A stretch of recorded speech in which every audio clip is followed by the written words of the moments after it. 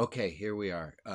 Good morning. This is the Saturday service. I'm Rabbi Brian. Today is, get the time, it is just after 8 o'clock in the morning Pacific time, and it is October the 14th. I'm glad that you're here. I've got lots of people who are joining in virtually and people who are watching afterwards on Zoom. Glad that you're watching. And if you're on Facebook, let me open up the Facebook channel so that you can add into a chat there as well. And as those of you who are on Zoom know, our preference is to have your microphones open so that you can participate without, or raise your hand, and we'll know that you have something that you want to say.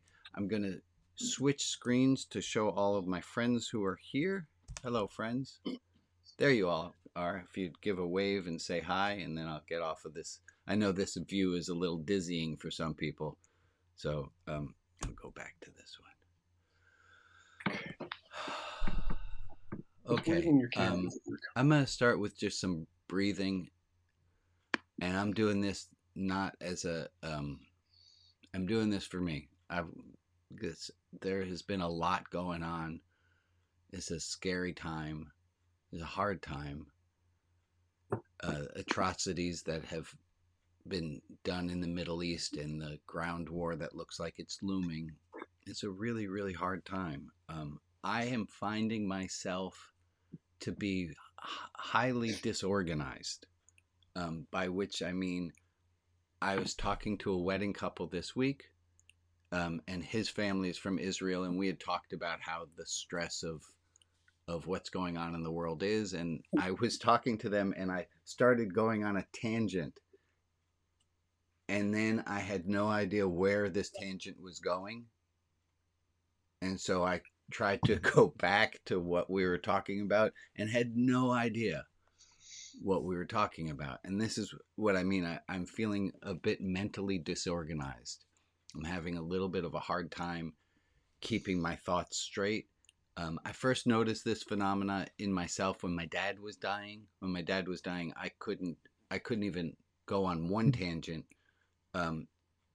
Often I can go on a story about a story and then come back like I am right now. But when my dad was dying, I was under so much stress I was, and the phrase is disorganized, right? That my mental capacity was low, and I was not able to keep track of things.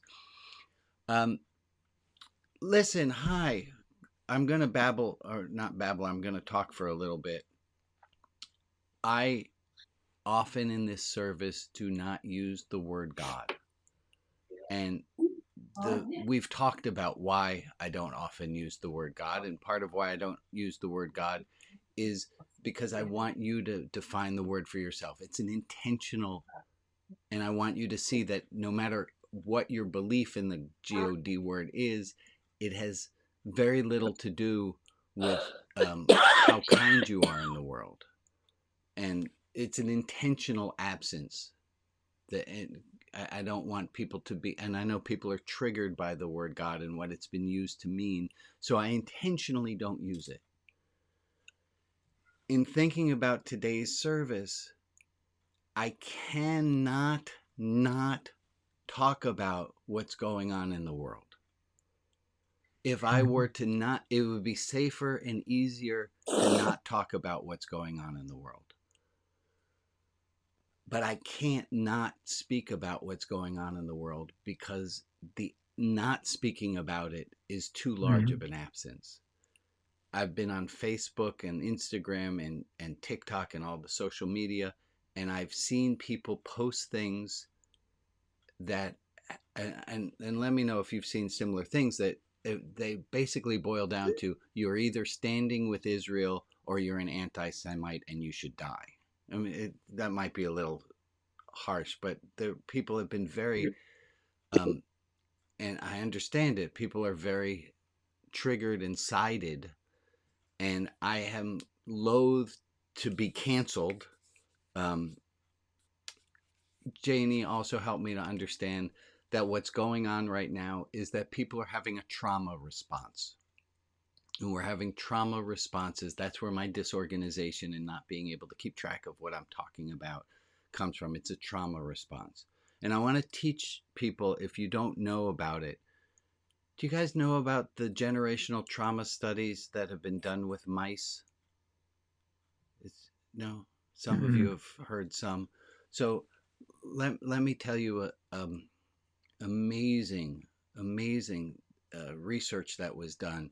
And I can't remember right now if it was vanilla or chamomile, but they associated the smell of lavender. I don't remember what the smell was. It's not important, and I'm really glad I'm getting fixated on the smell that's not important. But let's just say it was lavender.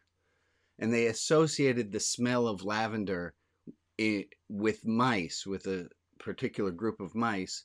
They gave them small electric shocks whenever they smelled lavender.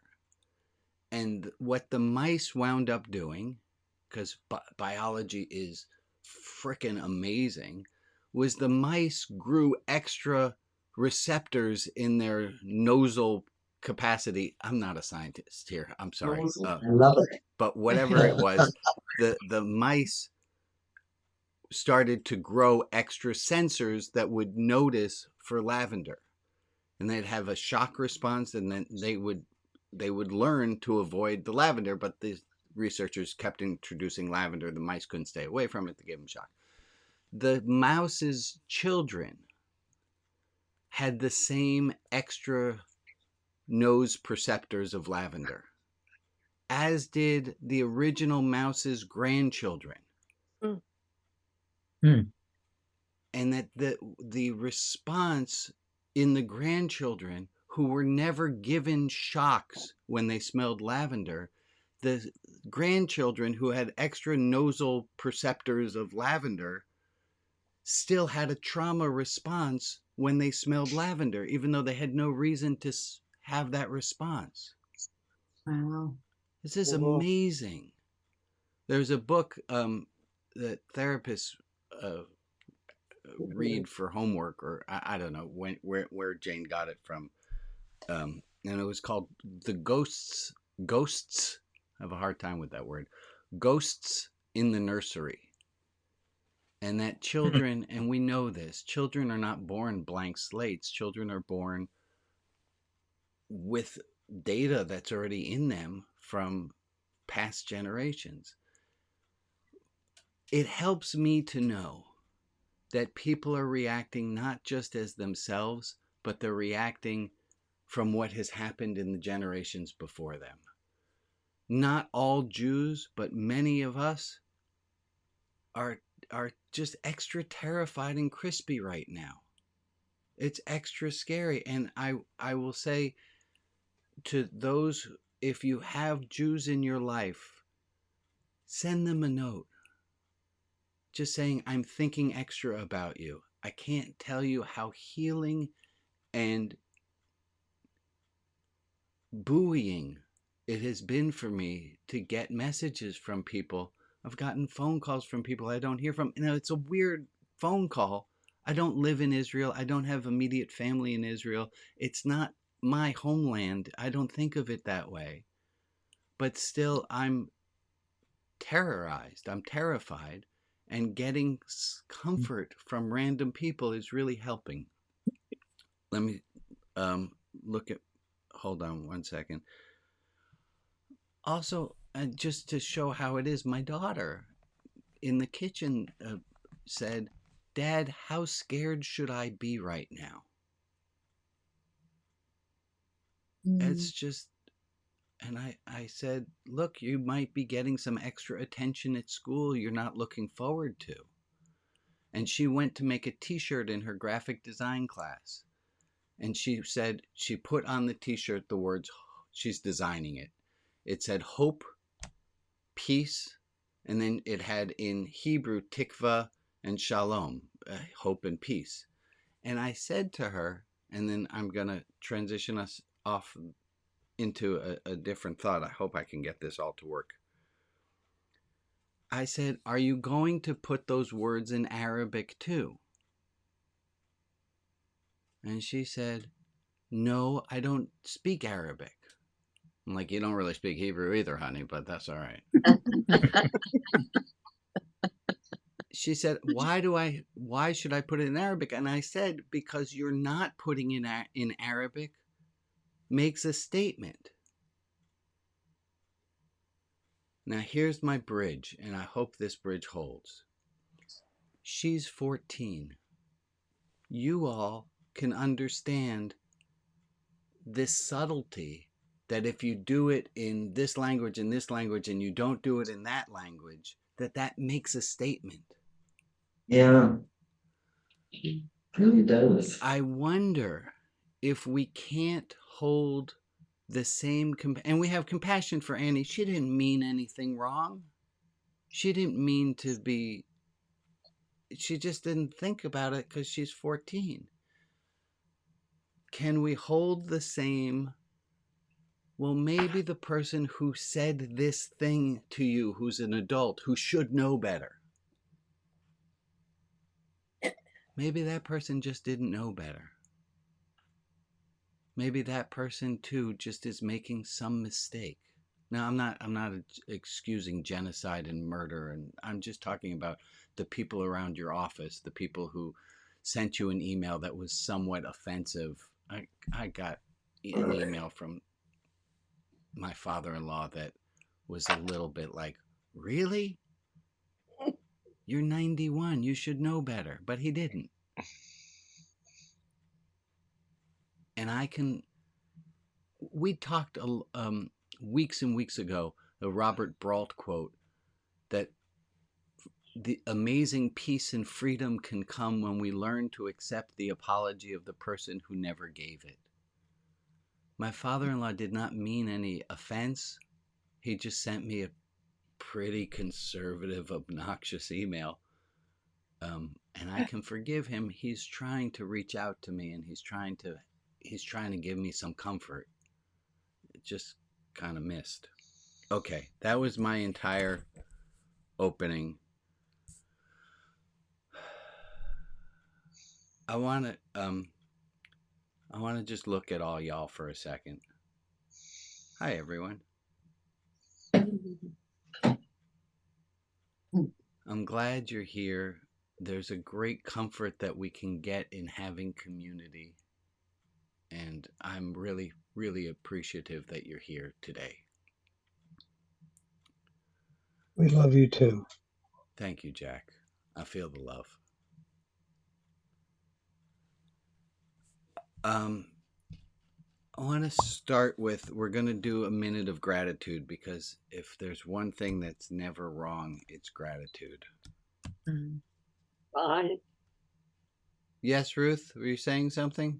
Or before you may begin, just want to say to everybody that I met you on 9/11 when you were on for 6 weeks every day supporting us.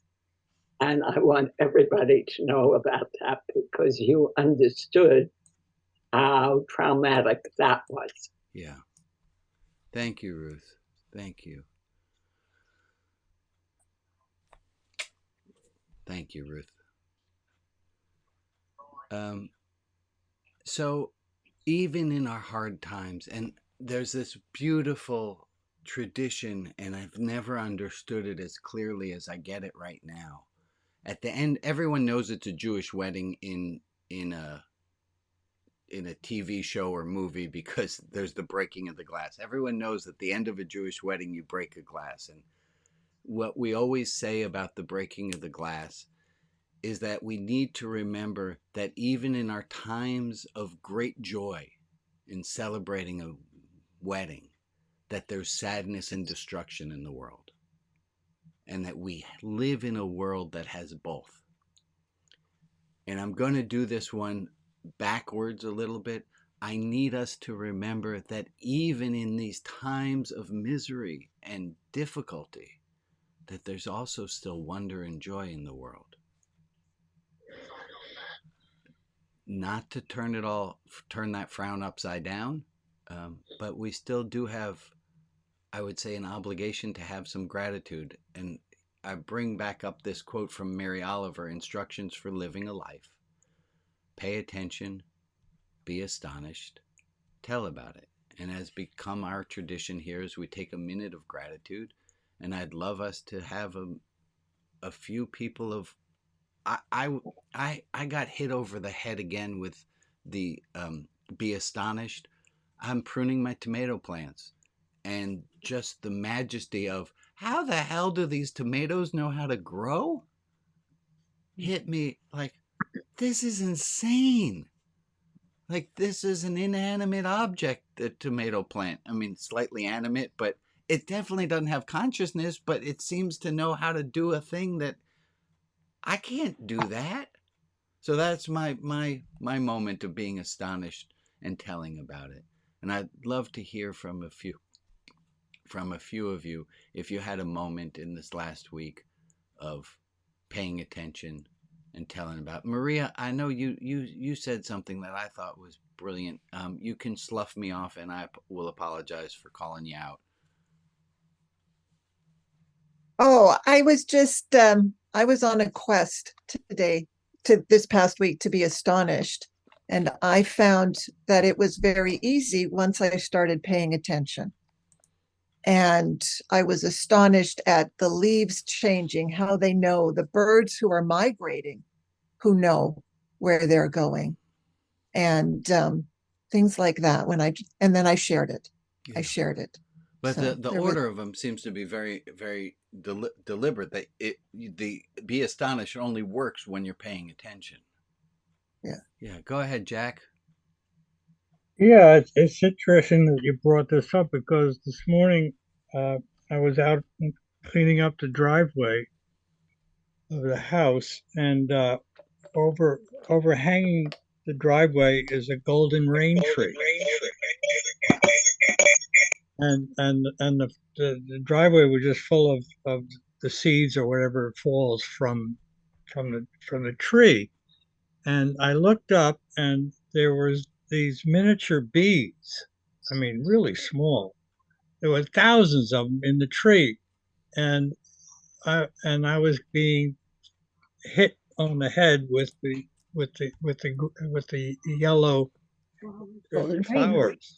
flowers, and all of a sudden the bees left, and the flowers stopped falling, Oh. and that was my wonderment moment.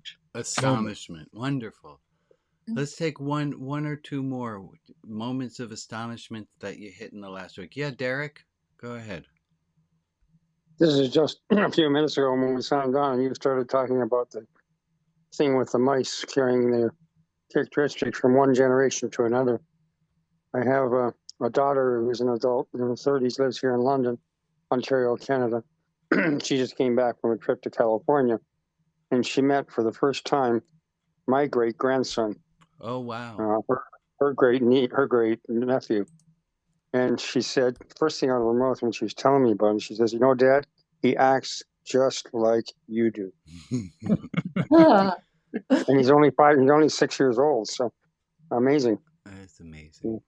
So he's not mimicking me. Obviously, it's got to be inherited. It's be astonished. Tell about it. I'll take if we got one more. Anyone else have a be astonished? Tell about it. Calm Yeah, go ahead. for the calm. Wait. Start again, Emily. Start again. I'm so grateful for the calm forest in my neighborhood. It just stays calm as I walk through it. That's wonderful. Well, let's take a minute of time. I get my clock up. We're going to just take a minute to have some. I can't start the clock again, so we're going to just do our minute that is right now.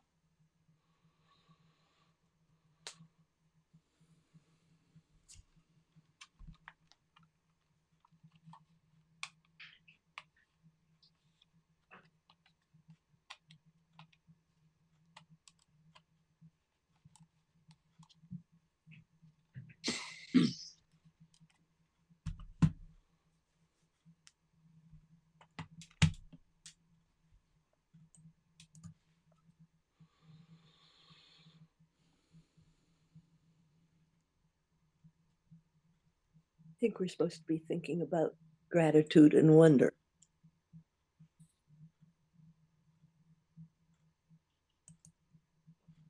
Well, thank you for joining in a minute of gratitude. It's an important thing to do, to remember that it's not all bad. There's a quote that I shared a long time ago. I'll share again. And it's one of my favorite parts of the quote is that it is attributed to Chinese aphorism and to Martin Luther. And I don't know which one it is, so I just figured it's some Lutheran in China who said this quote. And the quote is that the birds of worry and fear will encircle your head. Over this you have no choice. But that they make a nest in your hair, this you can prevent. Yeah. That the birds of worry and fear encircle your head, over this you have no control. But that they make a nest in your hair, this you can prevent. And there's a Hebrew, Nachman of Bratslav. No, this is Isaac Luria, I apologize, who said the following. He said, all of the world is a very narrow bridge. The most important thing is not to add fear. Mm. All of the world is a very narrow bridge. What is important is not to add to the fear. I think taking a minute of gratitude in the day, or taking a minute of gratitude in the middle of the night, so I know has become some of our practice, is a really important thing for us to do to keep those birds of worry and fear away. Okay, I'm going to stop for a moment.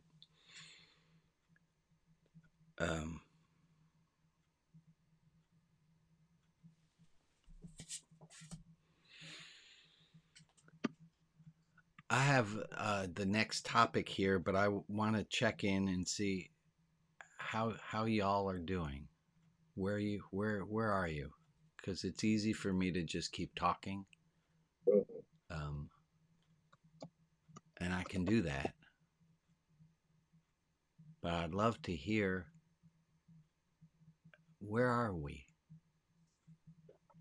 Hey, Brian. Hey, Jordan. Good morning. Some other folks said this earlier, but it's been a rough weekend. Again, I'm grateful to be here with everybody, to feel the support of this community. So it's very good to be here. So in the religion business, trauma is really good for attendance, and people show up.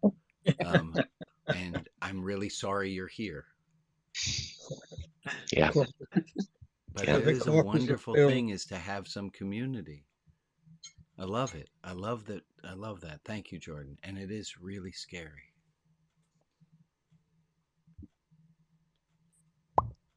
Yeah, Ruth.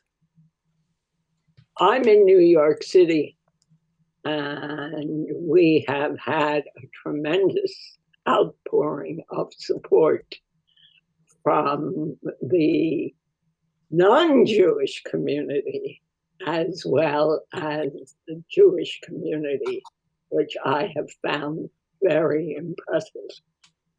I'm beyond scared because I'm a refugee and I know the feeling. So, and I also have great grandchildren, and I'm terrified for my great grandchildren and my grandchildren because I have an Israeli granddaughter. So, needless to say, I'm very grateful to be here. Thank you for sharing, Ruth. It is, I saw a picture somebody posted, and it's chilling. And if you're not Jewish, just to try to get your head around, there was word yesterday that on Friday the 13th, it was going to be a day of Hamas action. And I know people who kept their kids home from school. This is 2023. And it's scary to be Jewish in public.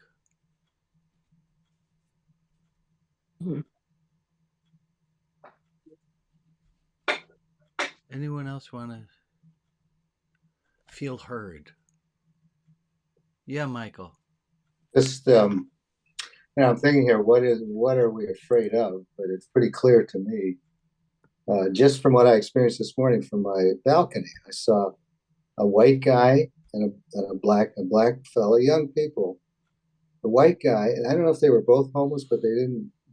Whatever it was, I saw one chasing the other with the ferocity of wanting to kill him, literally. And there was nothing much I could do. I probably could have done more than I did, but I yelled at least. And then that was it. And then there was cop cars looking for, I don't know what the white guy did to me. I don't know what happened, but then I saw him again. So I wonder what this fear is, this terror that we have, and we're experiencing and need to be together. It's a mixed bag. It's very loaded, but I guess it's just fear of death, violence, and not doing enough to stop it. Yeah. The fear is real, and it's here. Thank you, Michael. It's Sharon. Thank you for raising your hand. What do you got? I'm not sure if you remember, I used to write to you when I lived in Jerusalem and I was working for the UN. I don't remember that right now. I apologize. That is okay. This week has been really, really hard for me. I still work for the UN. I'm not in Jerusalem anymore.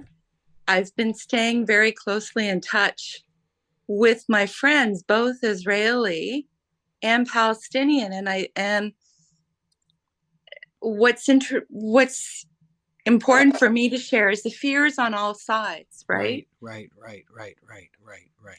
And the media is not really differentiating between the people and the power and the actors and the victims. And it's on both sides. And some people here today might not be so open to that. But for me, it's been really, really important that I've been reaching out constantly through the week to my friends in Gaza and my friends in West Bank and my Jewish friends in Jerusalem and my Jewish friends in Tel Aviv. And for me, my heart is breaking for everybody.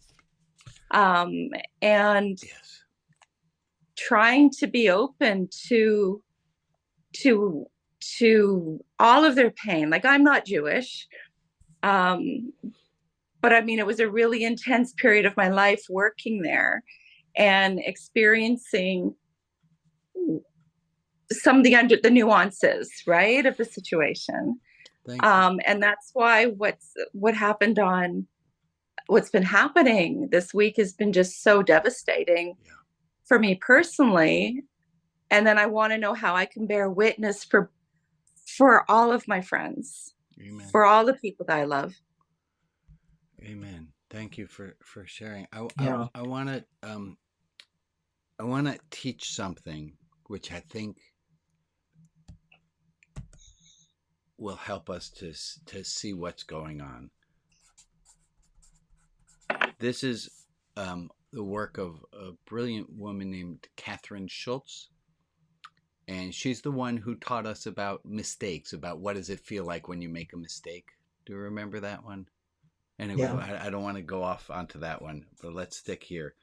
She says that it's making it into a checklist. This was my idea, but we start with facts. Somebody disagrees with us and we think, oh, they don't have the facts. If I give them the facts, then we can have some agreement. Mom, can you take me to the mall? No. Mom doesn't have the facts.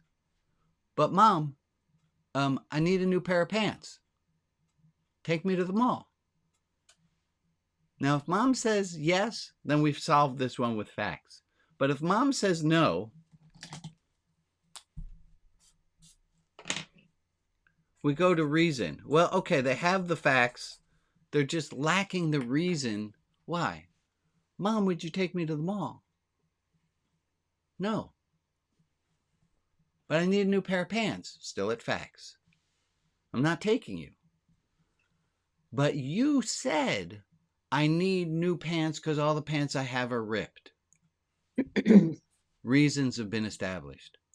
We assume someone disagrees with us, it's because they don't have the facts. Once they have the facts and still disagree with us, we assume it's because they lack they can't. But once mom has reason and we know mom is reasonable, the next thing we go to is that they lack humanity.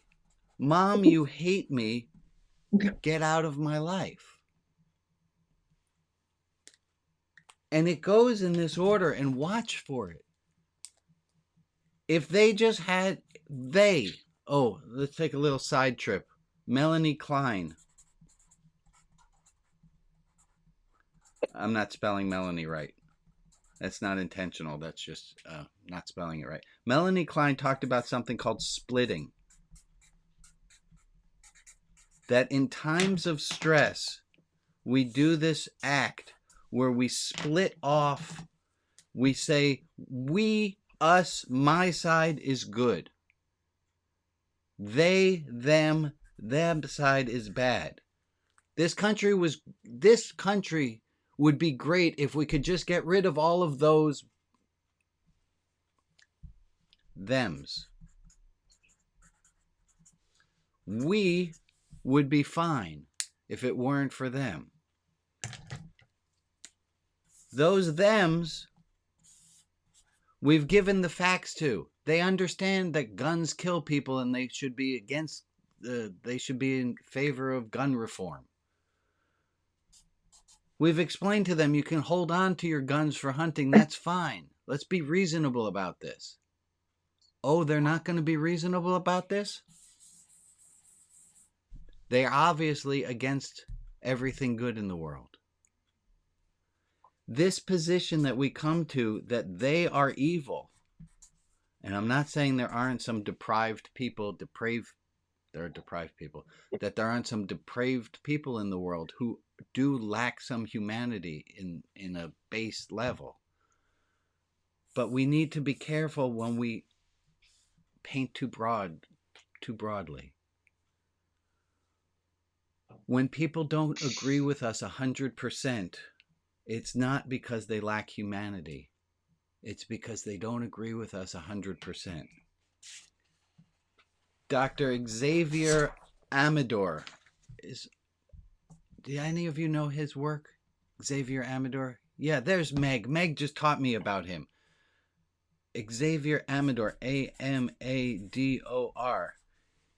He talks to people who have, he works mainly with people who are schizophrenic, who have mental illness and diseases. And he says, how do you get anywhere when somebody is lacking, when they're not thinking the way we do? And he said the first thing we need to do is to listen to them. And we need to listen to them empathetically. And then the A, this is all going to spell out leap, but I'm just going to look at the A. He said, try as much as you can to find things to agree with. Amador's book is called I'm Not Sick, I Don't Need Your Help.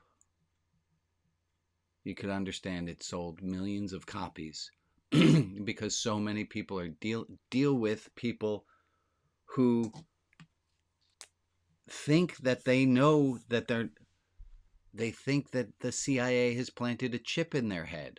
And how do you get them to go to the hospital to take medication to stop them if they don't think there's anything wrong with them? Mm-hmm.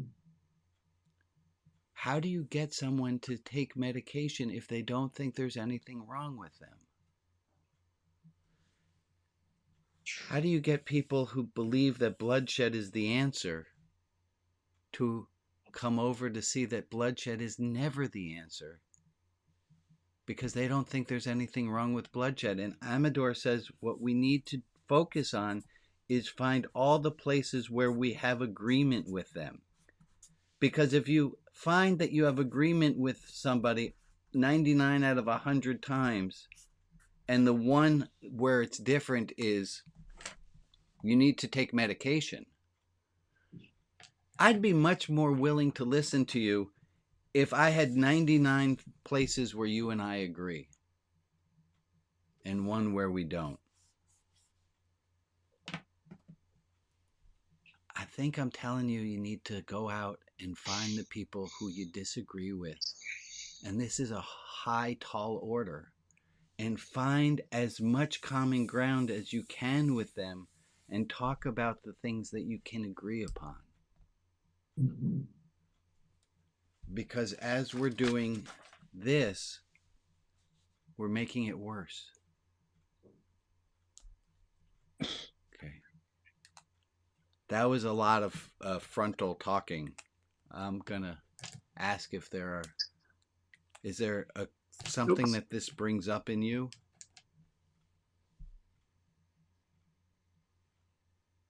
Makes sense. Go ahead, Rita. Well, just the part about finding what you do agree with. Um, that to me makes the most sense of anything going on the planet right now. Yeah. I saw a commercial, I think from somewhere in Europe. This was several years ago, where they had this room, a big room, and around it were these groups of people. There were the sports guys, and there were just every kind of group you can think of.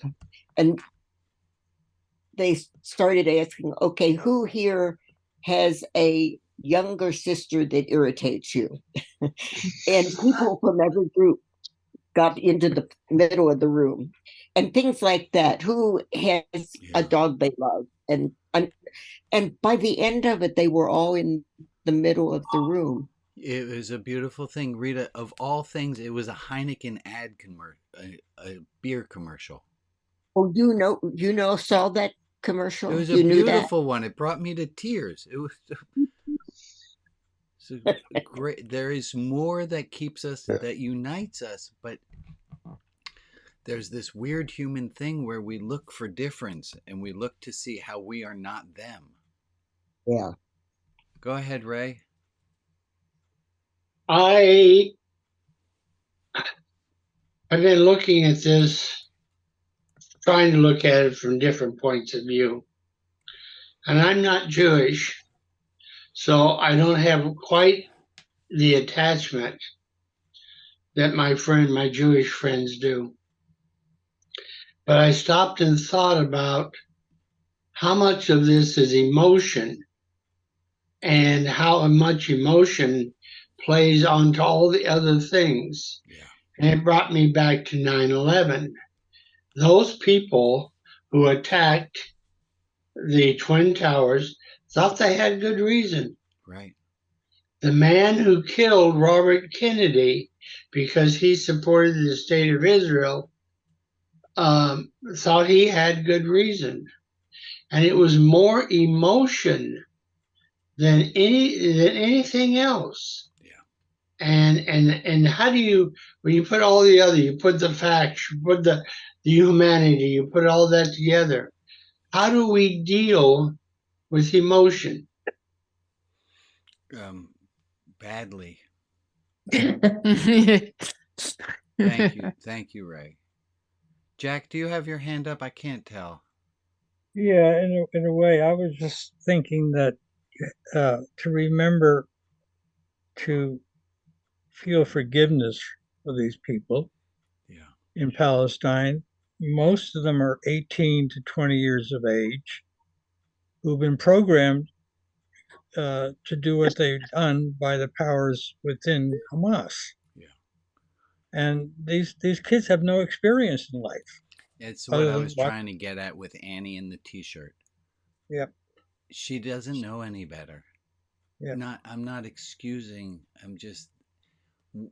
There's a great quote from Maya Angelou, which is, when you know better, do better. We know better. Yeah. And we have, I can't, we have to be compassionate. We have to Very. be compassionate and find places of agreement. It's so hard to do. And let me see if this might not work. Can you think of that person who you know. There are people who I heard from some people who said, Brian, I'm not coming to your service on Saturday because you're going to preach about kindness and acceptance and listening, and I don't want to be there because I'm too angry. No, me neither. And then it's on me, and this is a recursive inception kind of idea. It's then on me to reach out to that person to find as many places of agreement as I can with them. Right? To support them, even though what I think they're doing lacks facts. It lacks the reason. And I dare not question their humanity. So I need to agree with them with what I can. And so what I've said back was, I'm really glad you're setting a boundary for yourself so that you can take care of yourself. Doing everything I can to agree to keep them from dropping out and saying, oh, Rabbi Brian's just preaching too much la-di-da love. Which is not that far a step from what I'm doing. Okay, maybe it is. But I could hear someone saying that. Well. Okay.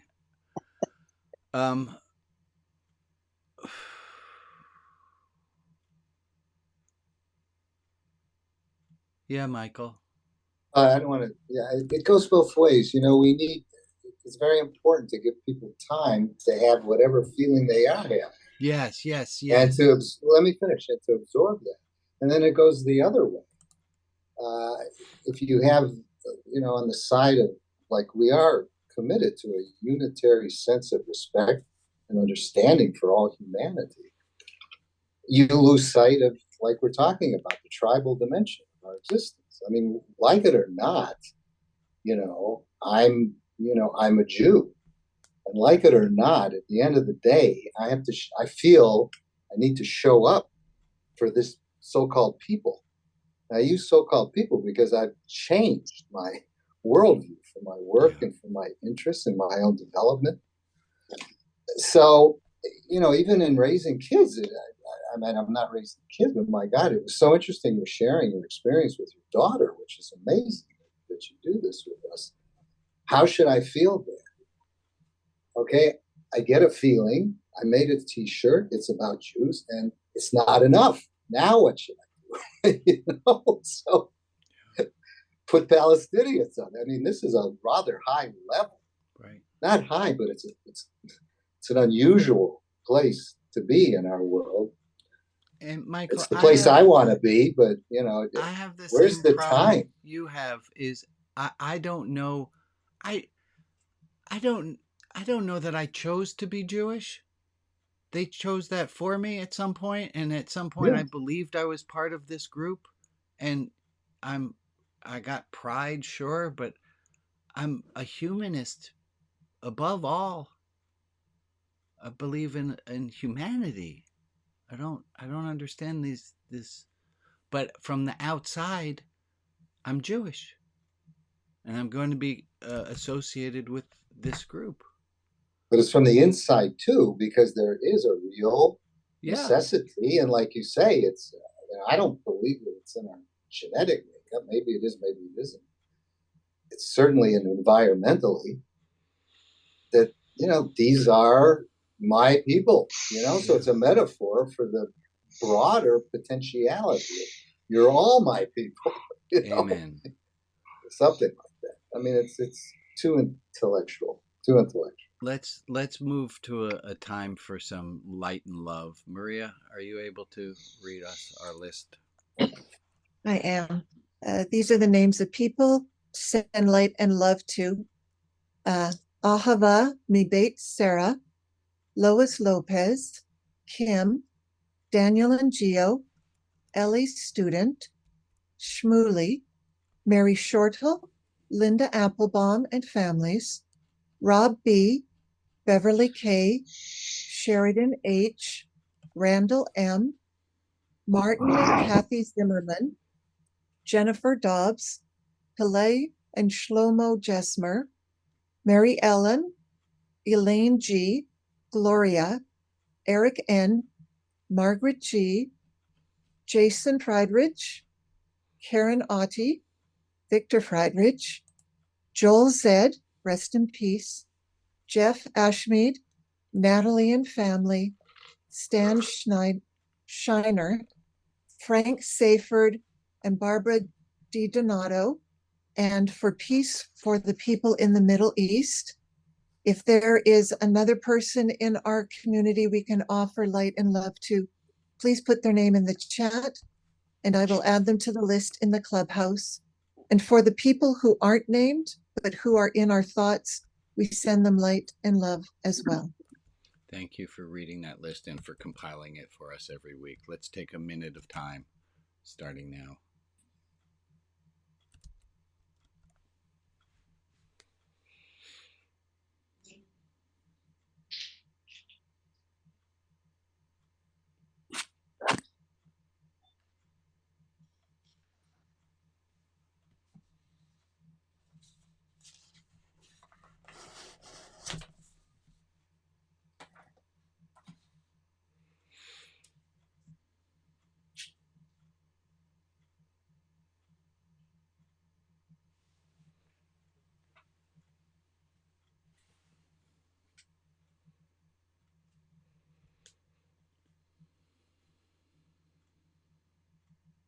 Mhm.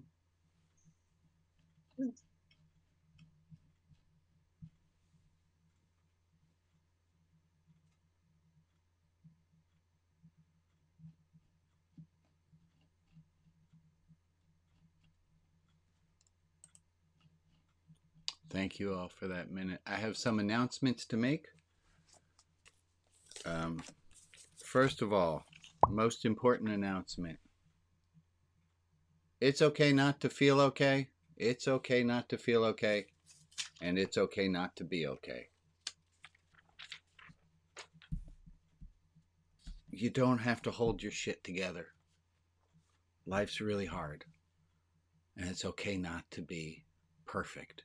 It's okay not to even be good sometimes. I don't mean morally good. I mean well. You know what I mean. If there's somebody who you haven't seen at this service for a while, why not reach out to them? Let them know that you're thinking about them. Invite them back. James. I don't know that we can get James's address into the chat today. But to please write letters to him. And if you've been writing letters to Charles, please limit the number of stamps that you're sending to Charles. James says that Charles has been getting into a little bit of trouble with extra stamp money. So to send him, please continue to send letters to Charles, but to hold back, just give him enough stamps to write back to you. I don't know all the details of that, but I'm going with what James says. Oh, also, if you would like to make a contribution to support Religion Outside the Box, rotb.org/donate to please do so. We are holding a very mini fundraiser. James needs some new shoes. That's our mini fundraiser. Please help.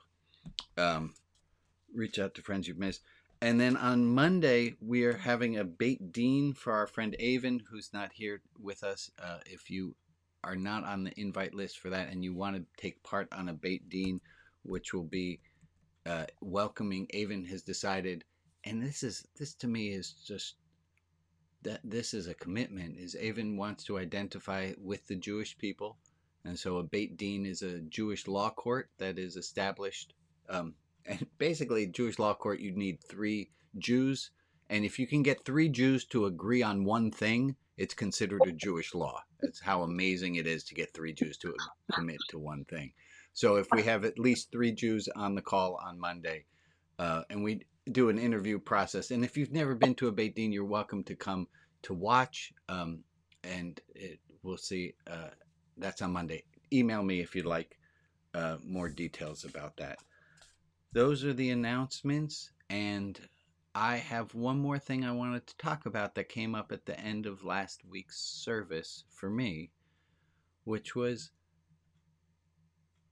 I finish these services and I think, oh, I should have done this way. Oh, I shouldn't have done that. And I love getting and the Wednesday group who comes and helps me to figure out, and they help to spot check what went wrong, what could go better. And you know what I realized last week? You don't know, but I'm about to tell you, and then you'll know. What I realized was nobody gives a shit.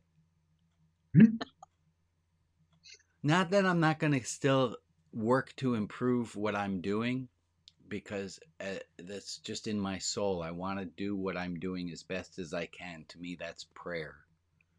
To do what I can do as best as I can. But I was right before we did the prayer time.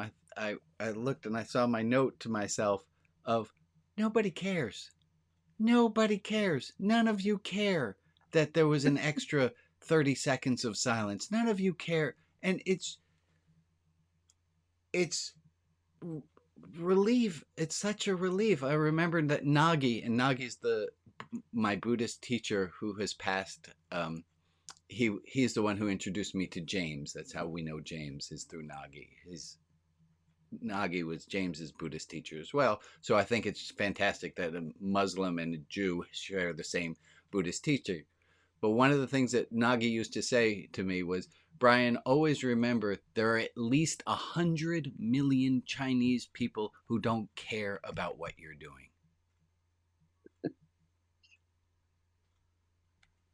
I'm taking comfort in the fact that I don't have to do this perfectly. And if I get a 87% in a pass-fail class, maybe I've been working a little too hard. Steve, you got your hand up. What's up, bud? Please.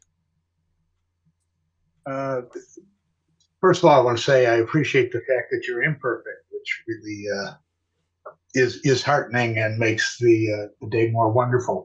But I wanted to respond to something Michael said at the end, where he just kind of commented on these are my people, and this is where I'm really torn up, because I'm part of two people. I'm part of my Jewish people, and I am part of my human people. Right. And these are my people, and these are my people, and in all cases, my people are suffering on both things, and in that sense, it rips me to shreds. Yeah. There's a line that's in the Passover Seder where the focus of a Passover Seder is about the Exodus from Egypt, and the big moment when Moses gets to the Red Sea, gets to the Sea of Reeds, and the Israelites pass through unscathed, and then the waters crush in on the Egyptians. And there's a midrash, there's this Jewish story that's often included in a Passover Seder, that the angelic hosts were celebrating that the Israelites got away to freedom. And the story continues that God says, why are you celebrating when my children are suffering? Yeah. I think that speaks to what you were saying, Michael, is that God doesn't have teams. God's not rooting for one team over another. That's insane. God's rooting for peace. Well, that seems like a good enough place for us to end. I'm gonna just remind us the words of that I said before, and in Hebrew it's this: Kol ha'olam kulo gesher sar me'od, v'ha'ikar lo lefachek klal. The world is a very narrow bridge. What is important is that we do not add to the fear. And can I ask us all to take a moment and say amen? Amen. Amen. I'm going to hang up the recording. Those who want